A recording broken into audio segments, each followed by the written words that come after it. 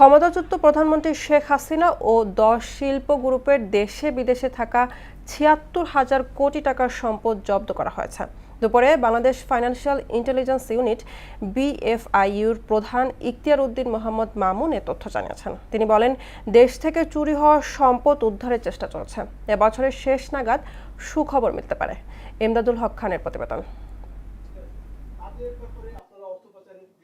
দেশের আর্থিক খাতে বাড়ছে অপরাধের পরিধি। 2024-25 অর্থবছরে রেকর্ড 30,199টি সন্দেহজনক লেনদেন শনাক্ত করেছে BFIU, যা আগের অর্থবছরের তুলনায় প্রায় দ্বিগুণ। সংস্থাটি বলছে, এসব সন্দেহজনক ও ত্রুটিপূর্ণ লেনদেনের 95% সম্পন্ন হয়েছে দেশের ব্যাংকিং খাতের মাধ্যমে।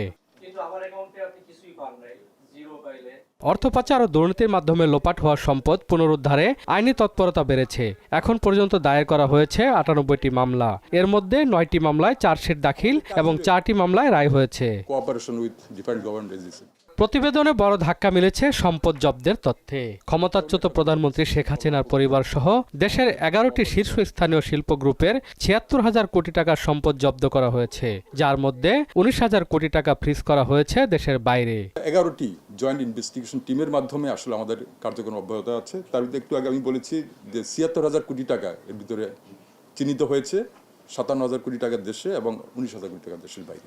এটা হলো আপনি যেটা বলেছেন শেখ প্রাক্তন প্রধানমন্ত্রী সহ যে আরও যে 10টি মোট 11টি যে আমাদের অগ্রাধিকার ভিত্তিক যে মামলাগুলি ছিল সেগুলোর পরিসংখ্যান রয়েছে। BFIU প্রদানের আশা, পাচার হওয়া এই বিশাল অঙ্কের অর্থ ফেরানোর বিষয়ে চলতি বছরের শেষ নাগাদ সুখবর মিলতে পারে। ব্যাংকগুলোর তরফ থেকে কিছু আন্তর্জাতিক কিছু ল ফার্মকে এই টাকাগুলো পুনরুদ্ধারের জন্য নিয়োগ করা হয়েছে। সেই ল ফার্মগুলি কাজ করছে এবং ইতিমধ্যে তাদের সাথে যে NDA নন ডিসক্লোজার এগ্রিমেন্ট, ব্যাংকগুলোর নন ডিসক্লোজার এগ্রিমেন্ট হয়েছে।